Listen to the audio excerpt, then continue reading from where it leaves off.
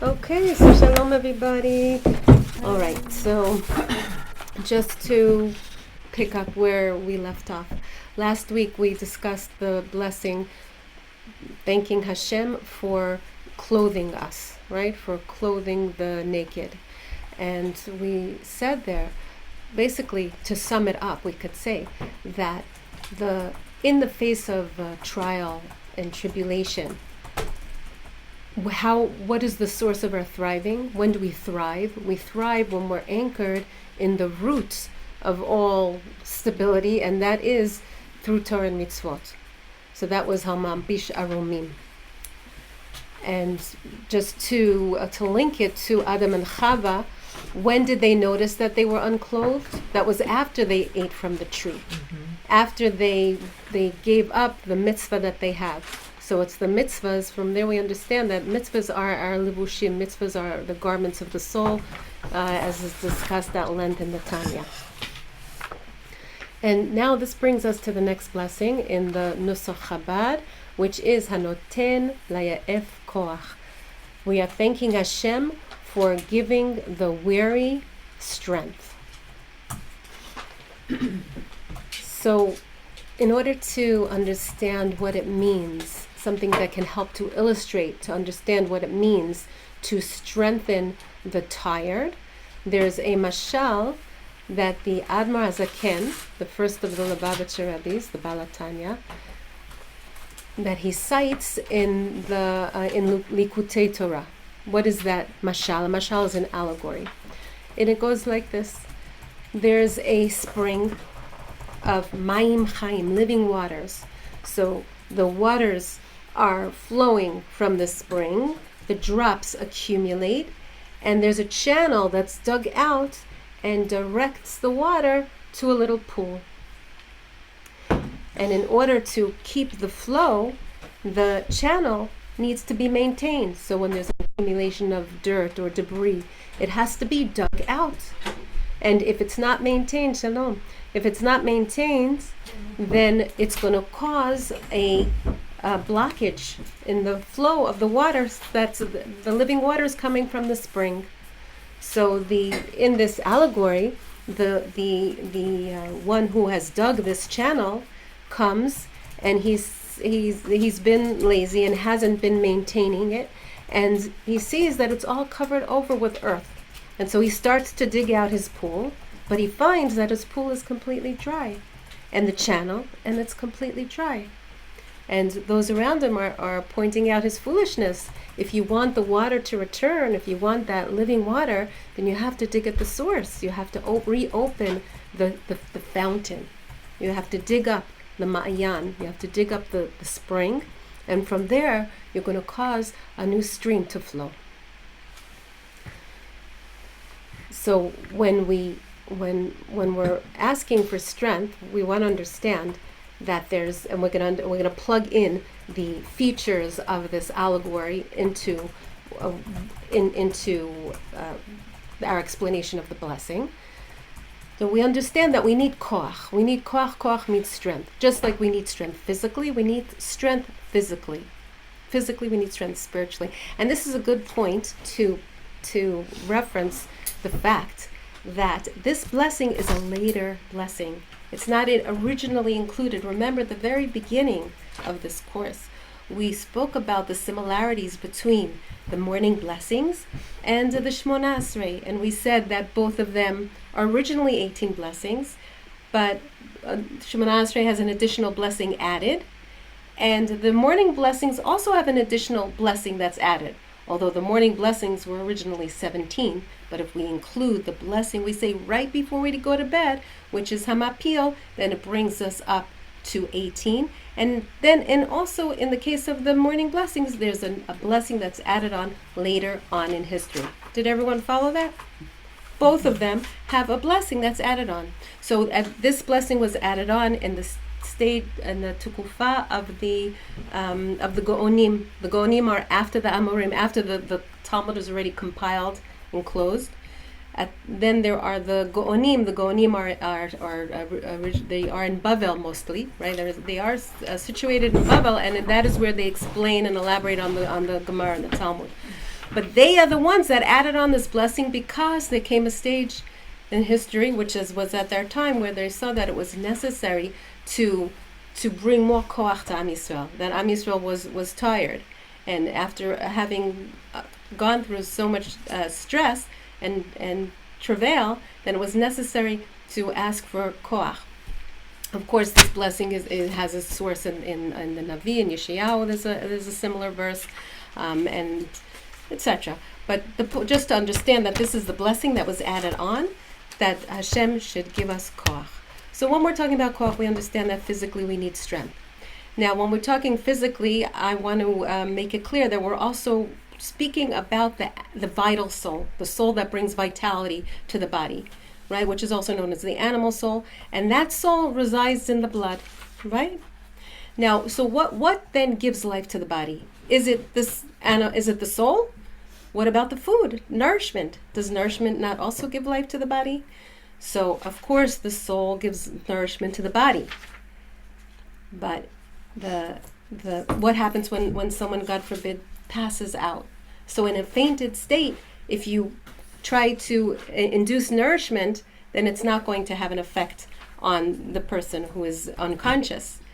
But what often helps, when you wave a strong scent like smelling salts under their nose, and then that pungent odor will awaken them. And how can we understand it? We know that the sense of smell, fragrance, is something that speaks to the soul, and so that draws out the soul.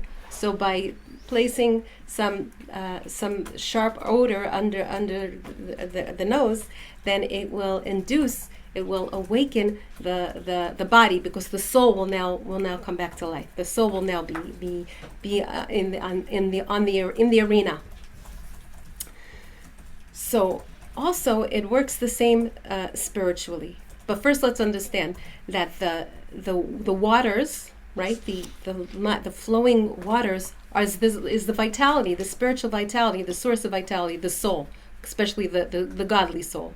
And then the channel that's dug out to bring, but now we're still talking about the vital soul. So the channel that directs the vitality to the receptacle, right? The pool is the receptacle to absorb and contain the water. That channel is like the nourishment that we need. We need food, we need air, we need sunshine. All the nourishment, right? The breath of life, all that nourishment is what is like digging the channel. And then the receptacle to receive this vitality is the body. So similarly, spiritually, our godly soul, our godly soul is the Mayim Chaim, the flowing waters, and the godly soul brings life to the animal soul. So when we awaken in the morning, we're still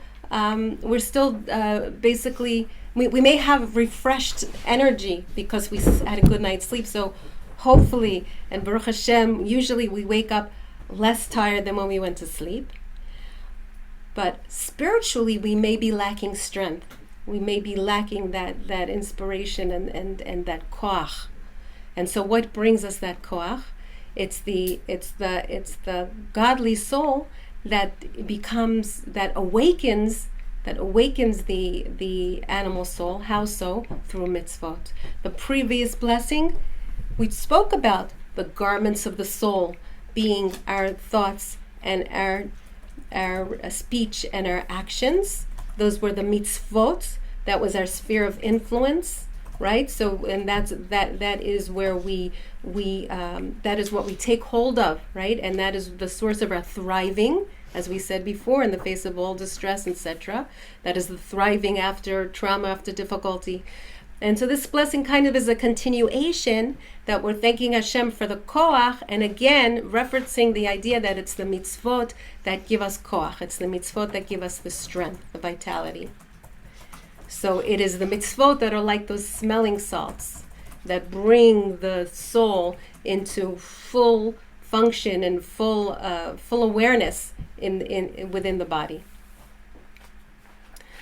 So now I want to take this a little bit deeper. So everything that we said now is based on Hasidic sources, and now I want to take it deeper, even with more Hasidic sources. This is Hasidus from Rabbi Yitzchak Ginsburg, and understand it in the light of that. But before we continue, was everything that I said so far, was that clear, or are there any questions? I came in the middle.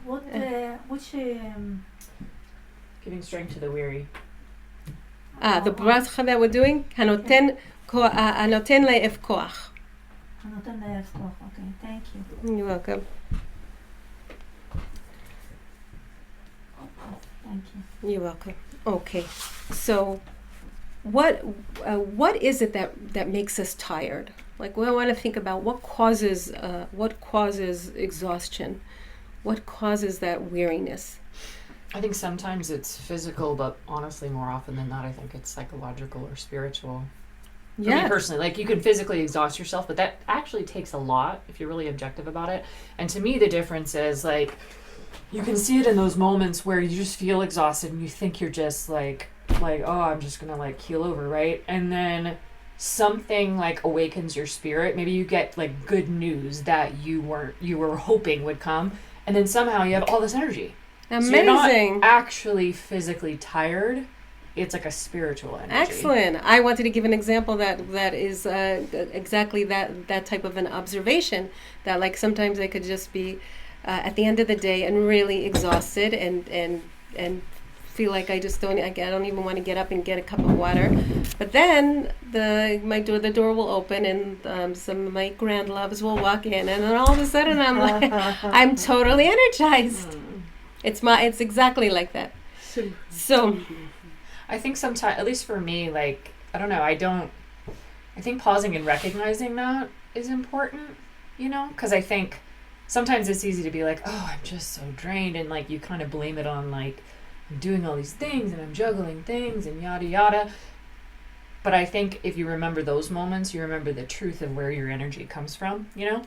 It's not what you think. I don't know, in my perspective. Yes. Because if suddenly you can get good news and you could like go run a marathon, well, then it's not really that you're it's not tired. Only the physical tiredness. I mean, there is that constraint that we do have. We do need our sleep and such and such. But it's something that can be overcome. Like it's not like at the core of it lies something else. Right. That's what you're saying. And right. So I feel from my personal experience that that's true. So I imagine that you all have similar experiences, or. Mm-hmm. Okay. Yeah. What are you After a barrage. What is it? I was just thinking of, like, we had fun last night with our missile experiences. Oh, right. There were 3 alarms. I just stayed in bed. Yeah. We were going to, and then we looked out our window, and it was like that's just right a disclaimer. I'm not recommending that for anyone. And I don't necessarily either. It was just a moment of one of those when it actually shook our room. Oh, it was very loud. It was close. It was real close. My. And we looked out and saw that one of those big cluster bombs going off right out here. So it was kind of like, when I heard another one after that, I was like, I think I'll go. It was just with that. And so then you probably woke up very tired. Of it, yeah, and so the energy was, it was that fight or flight, kind of thing. So I had that, the energy I had at that moment was then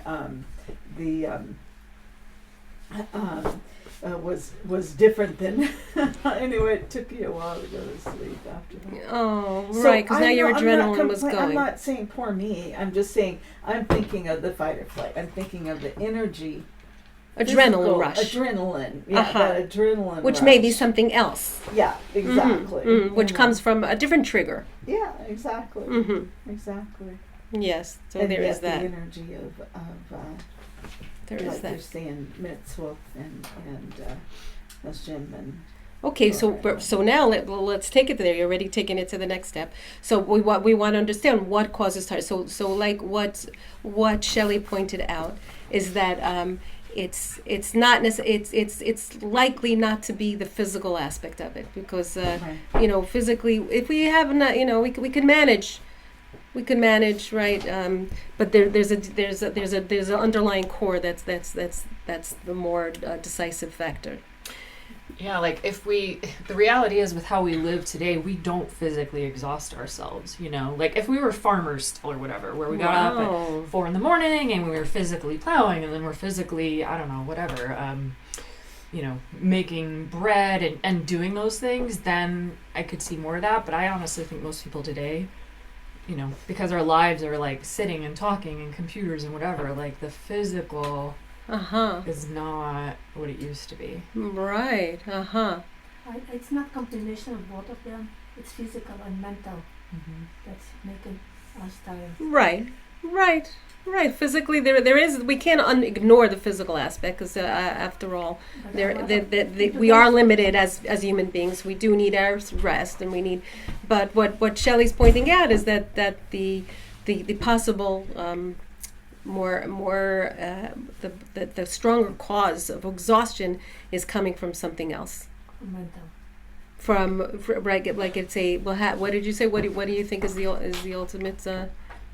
I think it's mental and spiritual. Because I think mentally you can get tired, but I just go back to if you can suddenly become energized because of something spiritual, then that to me indicates that's where the deficit is. Yes. Okay. So what we want to say now is that what's causing this. Let's say the moments when we feel that we're exhausted, but really it's not, hey, how are you? That it's not really a physical exhaustion, but we feel, there is that, but it can all be overcome, and it can be overcome by a sudden moment of happiness or a happy event unfolding before us. So what does that say? So what that is telling us that there's something that perhaps a deeper core of our lack of strength, of our feeling worn down and tired, is when there's friction. What is the friction? Well, there's pushback, where our lives are look like this painting, and that's my life. But I don't want that. I wanted this because that was my dream, and that's my ideal. And so when I compare the two, then there's pushback here, because it's not really the way that I envision things. So it's that pushback and that friction of not being at peace with our surroundings that can create that exhaustion. So what ultimately leads us to make peace with life the way it is in our surroundings? Of course, it's our... what would you say? How would you fill in that blank? Hi, Yocheved. Welcome. May it all come out delicious. So what would you say? How do we overcome that friction? I think it's our own personal work, it's our own personal perception of things. Yeah, let's keep them Deciding to look at something undivided. that annoy you as like Undivided. And that what? Everything is a gift? If suddenly you decide to look at like something that happens and that like really annoys you or triggers you, or someone that does something really annoys you or triggers you, and instead of like reacting in that moment, you just like try to see the gift that Hashem is sending you in that. I think it changes your perception. Okay, so you just mentioned a very key point, which is Hashem. Hashem is sending you something in that. So in that picture, the way things are right now, that's a perfect painting of my life right now. Because it's all, there's Hashem and all that. Yeah, yes, what were you gonna say? I was gonna say that another way of reducing that friction is by not lying, like not lying to yourself about how things make you feel or what you actually think, and then just working through whatever that means. And so then that extends to other people also. In other words, being honest about your feelings to yourself. Yeah, but just like acceptance is at the root of what I'm trying to say. Just don't lie to yourself, and then that all extends to others. Like little things that when you say like, oh, it doesn't bother me, or like, no, I'm kind of what she was saying. Like, no, I'm tired, or I'm not tired. Just like telling the truth to yourself, so that you can have like an accurate grip of reality. If you're just saying the truth about accepting things that happen to you and being honest about that to yourself first and then to other people, and of course then to Hashem. You can't lie to Him. Right. So honesty is a very important core. Honesty with ourselves first and foremost. If we're not honest with ourselves, how will we ever really be honest with anybody else? Yeah. So that's very deep, actually. I think it's much harder to be honest with yourself than other people. Yeah. We tend to, shield ourselves. Sometimes we don't want to see what's like I think it's easier to just, the concept of not lying, like it's pretty black and white, right? Like I'm not going to say that that's a wine glass, like that just doesn't make sense, right? But in your own brain, like, I think it's easy to be like, oh, I'm so busy. Well, but like, is it just like some helpless whatever, or like what's at the root of that? Exactly. Is what I'm hearing from what you're saying anyway. Good.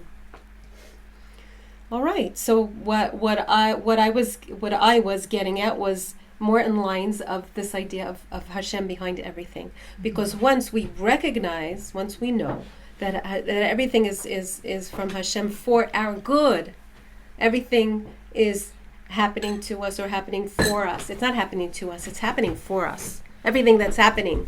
Why is this happening to me? No, it's happening for you. It's happening for our good. So that is something that's going to help to alleviate this friction, right? And so ultimately what we're after is happiness. It's simcha. Ultimately it's simcha. That's going to really alleviate all that friction. It's going to dissolve the friction, because that's the koach of simcha. So I want to take this idea of simcha and we're going to relate it to Pesach. We're going to also expand on this and deepen our understanding of this blessing. So right now we're in this special period of time that we spoke about last week, which is this time that we are enjoined by our sages to link together the Geula of Purim to the Geula of Pesach. And like the Rebbe says, and that will bring us into the ultimate Geula. And so last week we spoke about one idea of how we link together these two Geulas. In other words, the Simcha of Adar continues to expand even as we enter into Nisan, and then again it cycles through the year. But we said last week that it's bitachon. We suggested that possibly a way to link the two is through bitachon, through this trust and confidence, through having trust and confidence, as we were saved in at the time of Purim, in the merit of the bitachon of Esther, Mordechai and Esther ultimately. And that is a way to link together the samach of the word listamech. Is the samach is that letter that is like a fortress. It's completely whole and round, and there's no opening at all. It's like a fortress, and that symbolizes bitachon. And so it's our bitachon from that we have in Purim that we drag along, that we carry it along happily. We walk along with it and brings us into the Geula of Pesach. But now we're going to say simcha. And that is originally how Rabbi Ginsburg taught. How do we connect one Geula to the next? And it's through Simcha. So we're coming off of Purim, and Purim is the time of Adar, the time of Simcha. But as we said, as it's taught, that the Simcha doesn't end the moment that Nisan enters in, but rather it continues. And it continues to grow. Now, the level of Simcha that we have on Purim is unprecedented. It's a day of total absolute joy, right? The energy of Simcha is joy, but the Simcha that we're moving on to now is a deeper Simcha and a more subtle Simcha, and that is the joy in Pesach. Now, what is the joy of Pesach? The joy of Pesach is that we are entering into the world of what's called the world of liberation. It's the Alma de Cheruta. It's the world of freedom. And where is the world of freedom? Can I access it? How do I get to the world of freedom? How do we access the world of freedom? Right here, through our brain. Because that is our bina. That is our ability to have insight. That's our bina. And what happens with Pesach is that we have a direct route to this world of freedom. But wait a minute.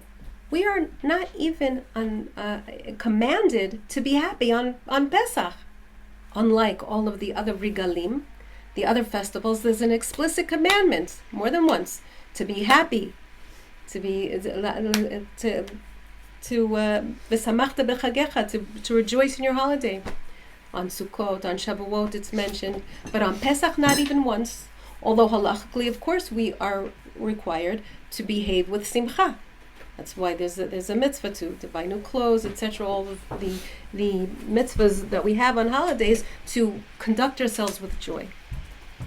But it's not mentioned explicitly. But meanwhile, Pesach is the source of all our joy. It's the source of the joy for all the other holidays.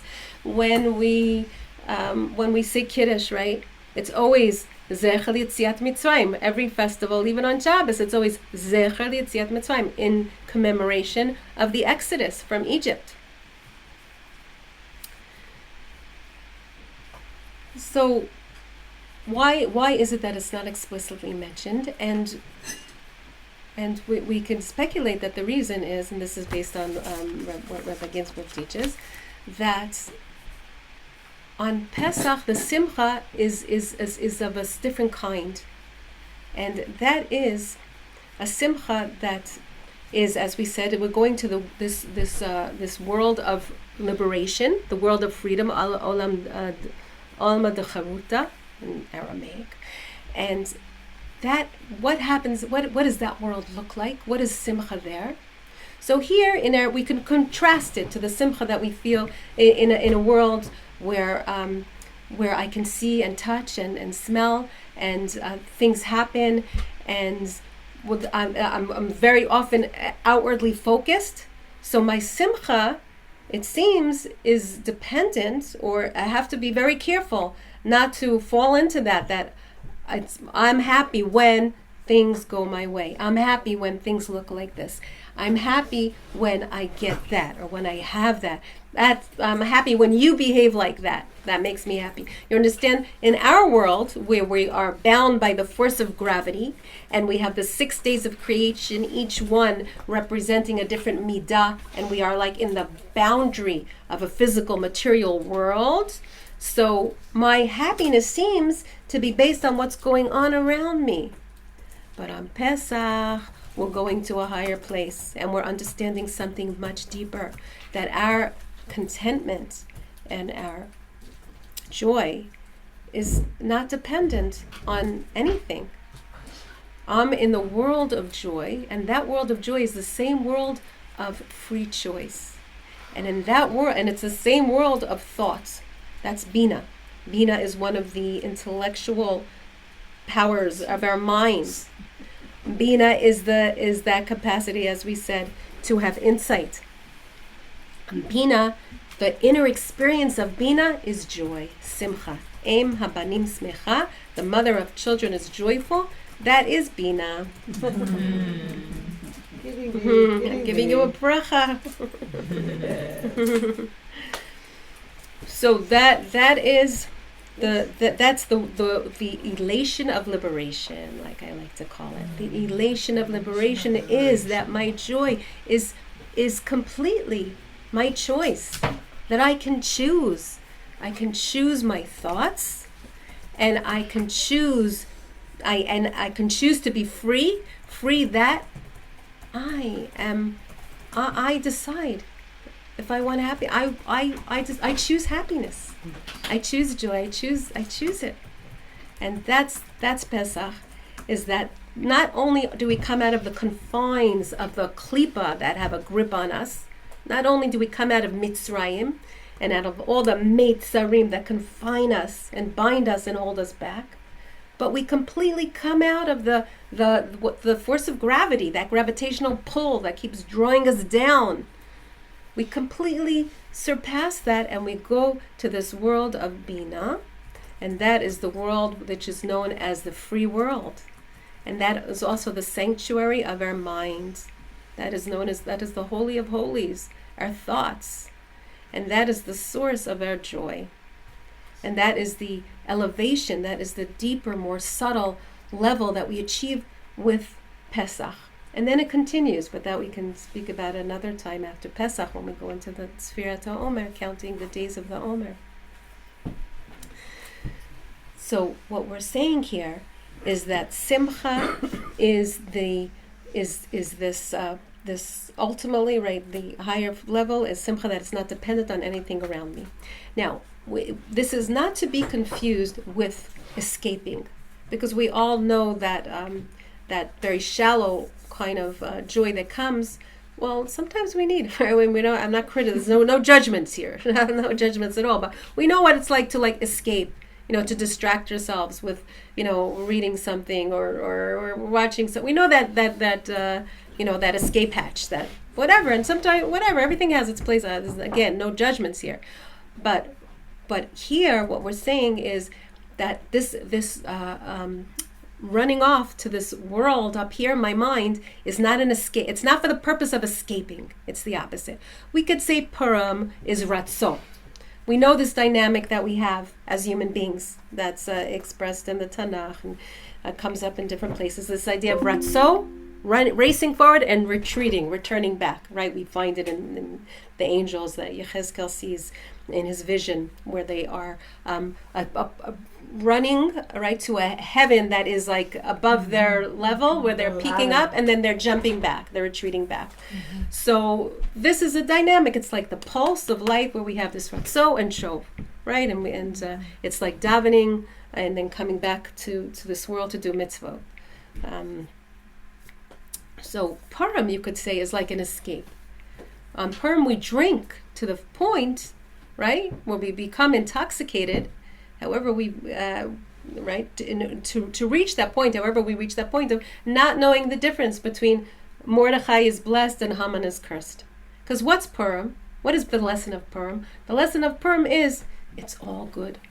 It's all good. It looks this way. You think that's bad and that's good. You know what? It all has the same root. It all comes from Hashem. So therefore, it's all good. That's really the lesson of Purim.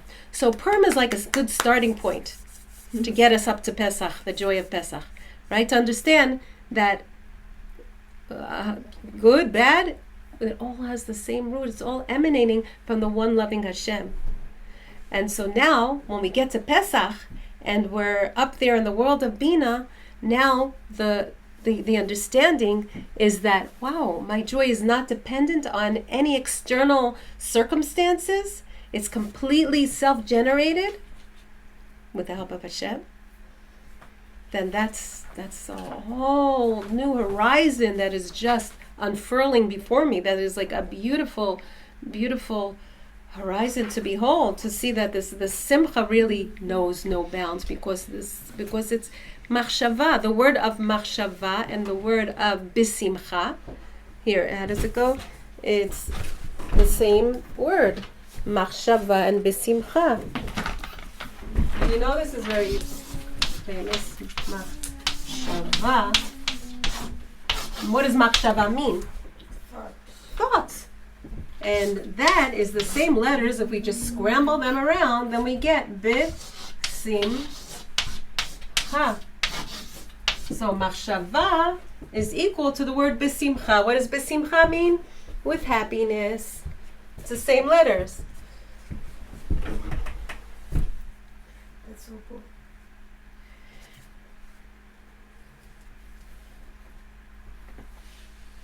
Okay, so this is the point that I wanted to get back to now. So the Ratzon is racing forward. We could say maybe Purim is like that, but the Shov is Pesach. Shov is coming back down. So we are in this world of joy, and we are recognizing that Simcha is generated from within, and that I choose my thoughts and I choose my state of mind.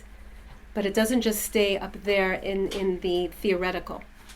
The whole idea of Pesach is to come back into the reality to come back down, to influence the reality, to shape, to mold our lives, our circumstances, and the destiny of the world.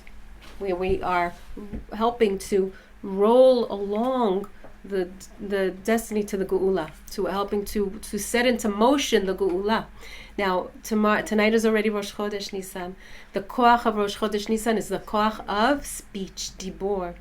And so the Pesach means Pesach, it's the speaking mouth. So the thoughts that we have that bring us to simcha, right? Because what kind of thoughts do we have? Because our thoughts affect our state of mind. And happy thoughts make a happy state of mind. And so our happy thoughts, we want to speak them out. That's Pesach. That's already coming in already with Rosh Chodesh Nisan. Starting tonight, to speak out our happy thoughts. And that is how we have an influence.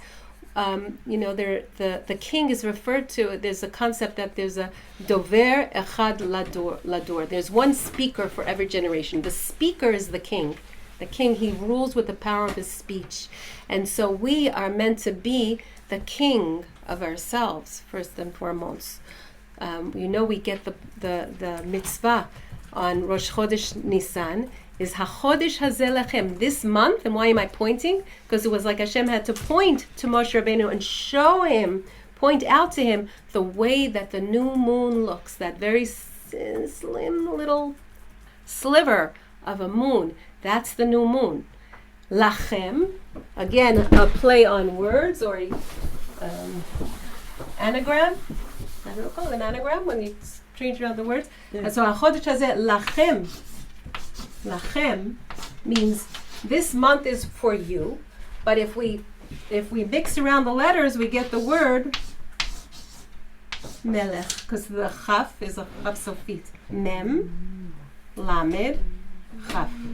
So this month is for you, and you become the Melech, right? With the power of, by the way, when the Sanhedrin pronounces that the new moon has arrived and a new month began, that already makes a reality. Even if they were mistaken. But the fact that they proclaimed it's the new moon, that already makes a new reality. It is a new month. The new month has begun. And so we, with our power of speech, which emanates from our good thoughts, then we become the melech. We become the king over ourselves. What does it mean to be the king over ourselves? That is when our heads are over our hearts are over our actions, when there's a proper order and a healthy order to our approach in living. Did you have a question? Were you raising your hand? You have a question? No. Oh. No, I did raise my hand at some point before, like when you were way earlier, because it was good. The way you explained it made me understand the connection truly of the simcha that is inside of Purim and the simcha that is inside of Pesach. That's what I think you were saying in a different way, that it's like in Purim, I thought about that in the Megillat Purim, it's the same thing. Like in all of the Chagim and all of the Zeh, Hashem's name is there. Like we see the miracles, we see like explicitly Hashem's hand inside of everything.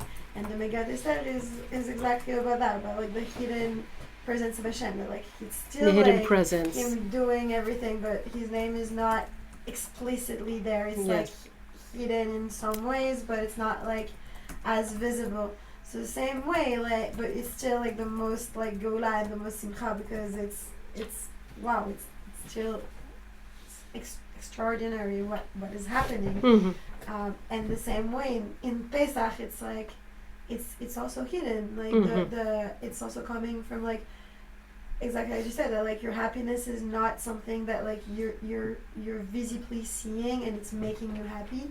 It's something that like visibly like that's not making you happy, but like there's something hidden inside of that, and when you dig out, there's like the real simcha inside of this that's come from like that's coming from you, that we can generate our own simcha. We can choose to generate simcha. We can be in that world of bina, and from there experience true joy.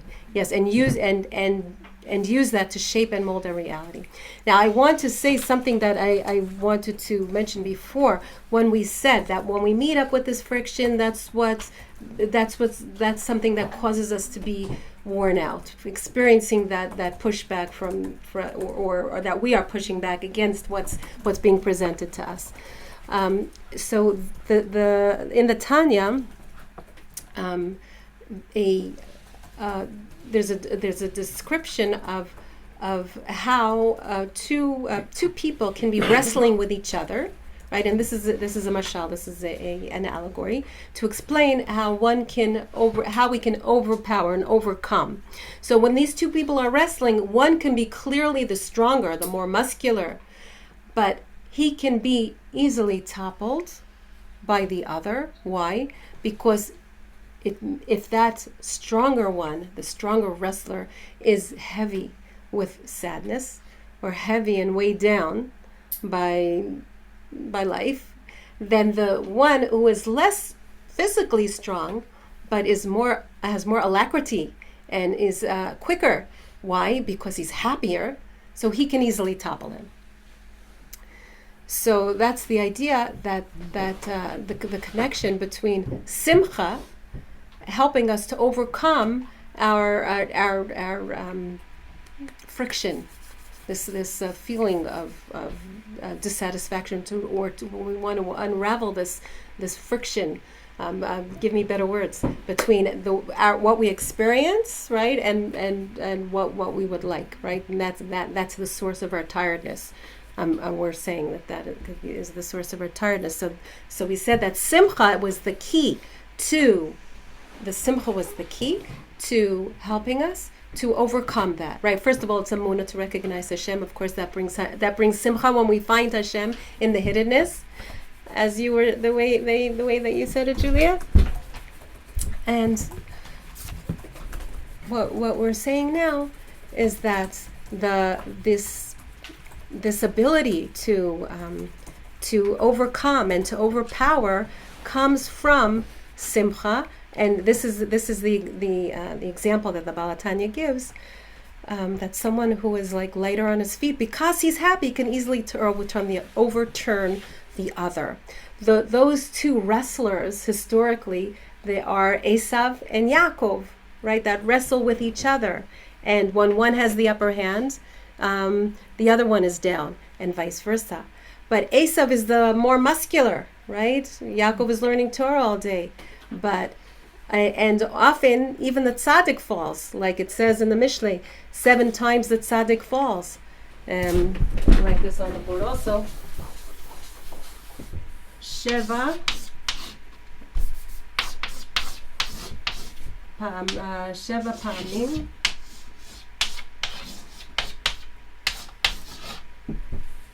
yipol hatzadik. No. They come. Okay, now if you look at the last letters of all these words, Aleph, Mem, Lamed, Kuf, and they come. So it's not Pamim. What is the word? It's not Sheva Pamim, but it's Sheva. The verse means, it's verse that's found in Mishlei, and it's 7 times that the tzaddik, that's this one, the tzaddik falls 7 times, but he gets up. Ultimately, he gets up. It's Sheva Yipol HaTzadik V'kam. Lo Pamim. Oh, sorry. Sheva Yipol. Sheva Yipol HaTzadik V'kam. Okay, so if you look at the last letters, then you get, what does it spell? Ayin, okay, Mem, Lamed, and Kuf. What does that spell? Amalek. So if you look at the last letter 7 times, the tzaddik falls and gets up. If you look at the last letter of each word, you get the word Amalek. What is the connection? That Amalek, when they wrestle, Rashi explains how dust is kicked up when the wrestlers wrestle. So the dust of Amalek is safek, is doubt. How does Amalek cause Yaakov to fall? If he sprinkles him with the dust of doubt, doubting his emunah, doubting faith in Hashem. And that is what can cause the tzaddik to fall. But ultimately, Yaakov gets up. He doesn't stay down. Ultimately, he's victorious altogether. That brings us back to our allegory that we opened our class with about the flow of water in this channel. But if the channel becomes stopped up, right, because the source of the water is cut off, then it can't continue to flow. So what stops up our channels, the flow of our spiritual powers, is the dust of Amalek. It's the dust of the doubt, right? Because the root of Esav, the evil root of Esav is Amalek. Of course, Amalek comes from Esav, right? But so Amalek is like understand the connection to Esav there. Okay, you had a question. Go ahead. I just don't want to lose my train of thought. So remind me where we left off. It's not a question. It's very short. It's someone. When I read that, with someone, they told me like an image that they learned from I don't know where. It came from like commentaries on the Tanya, that it was like you imagine he was like, you can't really imagine like a tzaddik like really falling all the way, like it's not really like falling like down from where he was. It's like imagining like he's on a staircase, and like he's like trying to go in the next like step of the staircase, and like he's falling in that next step. Like he's not falling like backwards. He's not going back to where he was, right? That's a very excellent point. It's also important to going forward, even when he's falling. Excellent. Like every time we fall, we don't fall back all the way to the bottom, where we just fall. Like it's the space between the two steps that we're vulnerable. Yeah, and I think that was yes. And that also kind of reminds me like, when you're walking and you fall, like you can physically fall forward like this, or you can fall back like this. So I kind of thought about that as in falling, not like from top to bottom, but like just fall forward. Well, that's how Goliath fell, actually. Yeah, really? Well, I think about that, like when you do tshuva, like you're gonna make a lot of mistakes. It's impossible not to, but there's this concept of like, if you try to learn from your mistakes and grow from them, then you fell forward. I like that. I like that so much. You didn't fall back. That's so great.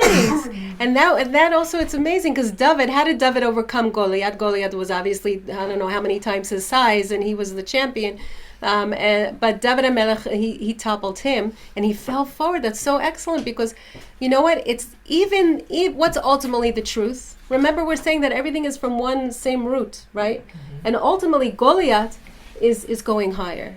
Goliath's not going to remain the abuser of the children of Israel forever in every Gilgul, but Goliath is going higher too.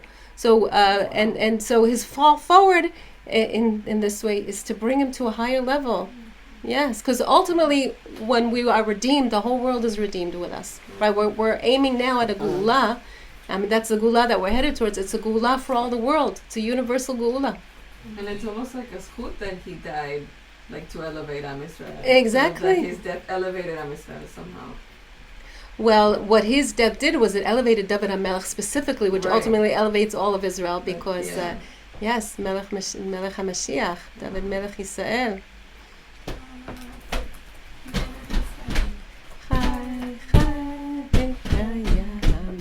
מלך ישראל, חי חי וקיים תמיד. מלך ישראל, חי חי וקיים. Okay, I think now we're going to end the class now, if that's okay. I'm just going to conclude by saying that Rosh Chodesh Nisan is the new year for what we have several new years, 4 new years throughout the year. If you count the new year for Hasidus, it's 5. But it's the new year for the kings. The kings, their time in office is counted from the beginning of Rosh Chodesh Nisan. And it's just a very beautiful thought now because we're saying that with our thoughts and with our speech that stems from good, happy, healthy thoughts, that we become leaders over ourselves, first and foremost, and the king of ourselves, and the time that we're entering into this avodah is already tonight with Rosh Chodesh Nisan, the Rosh Chodesh for the kings, and we're all kings. We all are kings over ourselves. We are the kings, serving the King of Kings, and that was the whole beauty of David HaMelech, that he was the king, but he was transparent in that when people looked at David HaMelech, they saw the King of all kings, and that's the kind of king we all want to be. Thank you. Thank you. So I wish you a Chag Hashiv Sameach and happy preparations. Everything should go so well and happily. Yocheved, so good to see you. Judging by your smile, I guess everything is okay now, Baruch Hashem. Yeah, Baruch Hashem. Yay. Okay. Send love. Good luck. Bye-bye. Yeah, you have a question? זה 7 פעמים יפול הצדיק וגם? כן. How do you write פעמים? I wrote פעמים first, but I was wrong. It's שבע ייפול הצדיק וקם. כן, שבע ייפול הצדיק, לא פעמים. There is no פעמים? There's no פעמים. I had it in my head. Where is the mem coming from? The mem is coming from come. Mem סופית. Okay, cool. Okay. Take care. Bye, Yocheved. That's interesting. That's cool that it's only Sheva. It's not Pa'amim. Like intuitively, you even said that. Right, I said because we, I have it in my head. 7 times, but no, it's just Sheva. Sheva. Sheva Ipol, like not like Sheva Pa'amim. Ah, Sheva, wow. Wow. There's something deep there, I'm sure.